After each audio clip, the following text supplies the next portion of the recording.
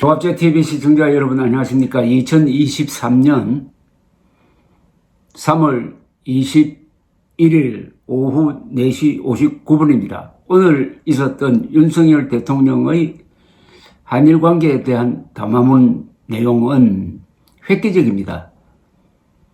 21세기에 들어와서 한국 대통령이 한 연설 중에서 최고입니다. 역사성도 있고 그 내용이 파격적이기도 하고 인간적이기도 합니다. 이 연설은 또 스케일이 큽니다. 한일 관계사 플러스 오늘날 세계 정세를 논하면서 왜 징용공 배상 문제를 윤석열 대통령 자신이 주도해가지고 풀 수밖에 없었느냐 하는 고민을 실감 있게 전달했습니다. 이 연설문은 국민 모두가 읽어야 할 내용입니다. 제가 차근차근하게 낭독을 하면서 해설도 곁들이겠습니다. 윤석열 대통령은 첫 시작을 윈스턴 처칠의 명언을 소개하면서 합니다. 만약 우리가 현재와 과거를 서로 경쟁시킨다면 반드시 미래를 놓치게 될 것이다. 자유에 대한 강한 열망과 불굴의 리더십으로 2차 대전을 승리로 이끈 영국 수상 윈스턴 처칠의 말입니다. 과거는 직시하고 기억해야 됩니다. 그러나 과거에 발목이 잡혀서는 안 됩니다. 그동안 한일 관계는 악화 일로를 걸어왔습니다. 양국 정부 간 대화가 단절되었고 한일 관계는 파국 일복 직전에서 방치되었습니다. 2011년 12월 마지막 한일 정상회담이 열린 뒤 2015년 위안부 합의로 일본 정부가 2016년에 출연한 화해치유재단도 불과 2년 만에 해체되었습니다.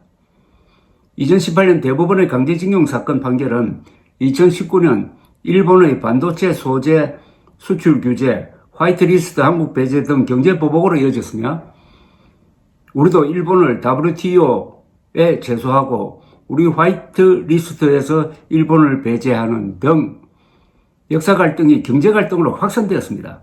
또한 우리는 일본과 2016년 지소미아 한일 군사정보 보호 협정입니다. 지소미아를 체결하였다가 2019년 8월 지소미아의 종료를 발표하고 석 달 뒤 다시 이를 보류하는 등 한일 안보 협력마저 파행을 겪었습니다. 저는 작년 5월 대통령 취임 이후 존재마저 불투명해져 버린 한일 관계의 정상화 방안을 고민해 왔습니다. 마치 출구가 없는 미로 속에 갇힌 기분이었습니다. 그렇지만 손을 놓고 마냥 지켜볼 수만은 없었습니다. 날로 치열해지는 미중 전략 경쟁, 글로벌 공급망의 위기, 북핵 위협의 고도화 등 우리를 둘러싼 복합 위기 속에서 한일 협력의 필요성은 더욱 커졌기 때문입니다. 한일 양국은 역사적으로나 문화적으로나 가장 가깝게 교류해온 숙명의 이웃 관계입니다. 독일과 프랑스도 양차 세계대전을 통해 수많은 인명을 희생시키면서 적으로 맞서다가 전후에 전격적으로 화해하고 이제는 유럽에서 가장 가깝게 협력하는 이웃이 됐습니다. 한일 관계도 이제 과거를 넘어서야 합니다. 친구 관계에서 서먹서먹한 일이 생기더라도 관계를 단절하지 않고 계속 만나 소통하고 이야기하면은 오해가 풀리고 관계가 복원되듯이 한일 관계도 마찬가지입니다.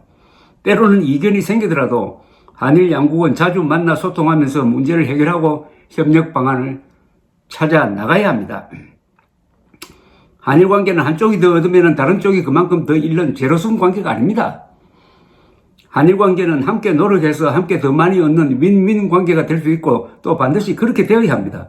하지만 전임 정부는 수렁에 빠진 한일 관계를 그대로 방치했습니다.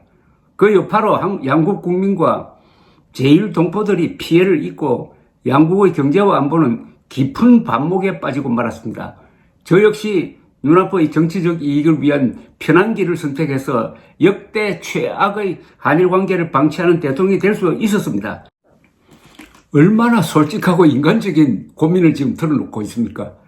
다만 여기서 이렇게 한일 관계가 악화된 데는 문재인 전임 정부가 책임을 져야 된다.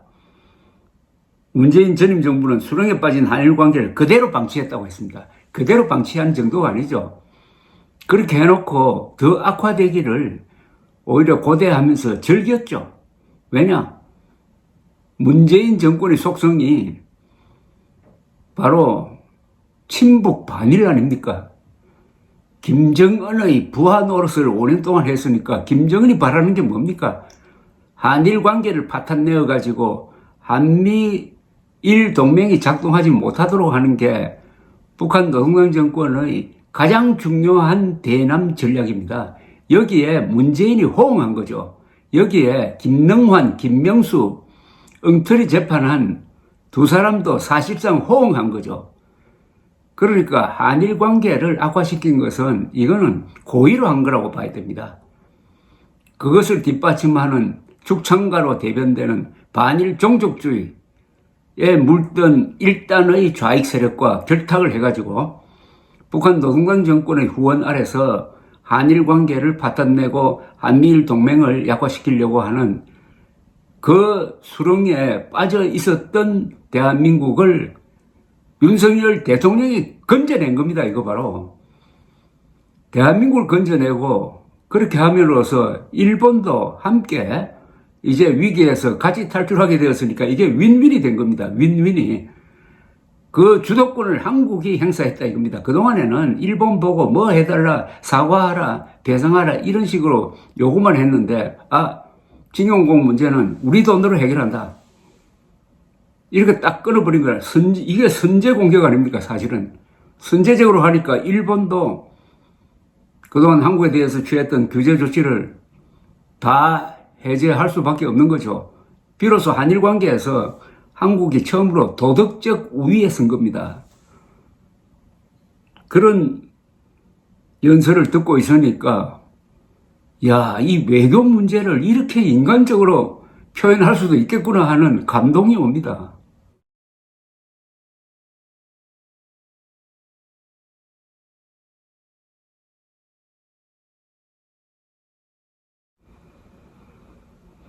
하지만 전임 정부는 수렁에 빠진 한일 관계를 그대로 방치했습니다. 그 여파로 양국 국민과 제1교 동포들이 피해를 입고 양국의 경제와 안보는 깊은 반목에 빠지고 말았습니다. 저 역시 눈앞의 정치적 이익을 위한 편한 길을 선택해서 역대 최악의 한일 관계를 방치하는 대통령이 될 수도 있었습니다. 그렇죠. 반일 종족주의에 편승해가지고 일본 계속 반성하라고 그러고 하면은 아마 좌익들도 윤석열 대통령 공격 안 했을 겁니다. 그러나 윤석열 대통령은 나는 그럴 수가 없었다. 작심을 했다는 겁니다. 하지만 자꾸만 엄중한 국제정세를 뒤로하고 저마저 적대적 민족주의와 반일 감정을 자극하여 국내 정치에 활용하려 한다면 대통령으로서 책무를 져버리는 것이라고 생각했습니다. 고백입니다. 그런데 엄중한 국제정세를 뒤로하고 저마저 적대적 민족주의와 반일 감정을 자극해 국내 정치에 활용하려 한 자가 누구죠? 바로 문재인 정권이었다는 이야기죠. 이 말이. 일단 연설이 기니까 여기까지 읽고 참 좋은 연설 아닙니까? 앞에 처칠 그리고 독일과 프랑스의 예를 들면서 누구나 다 이해할 수 있도록 국제적인 시야를 가지고 접근하고 또 인간적 고민을 털어놓고 하는 이런 연설 21세기에 들어와서 처음 듣는 연설입니다. 계속 제가 소개를 해드리겠습니다. 감사합니다.